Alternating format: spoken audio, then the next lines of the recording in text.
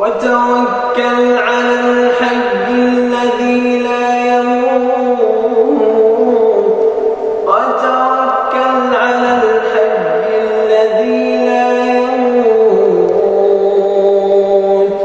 وتوكل على الحي الذي لا يموت وسبح بحمده وكفى بذنوب عباده خبيرا الذي خلق السماوات والأرض وما بينهما في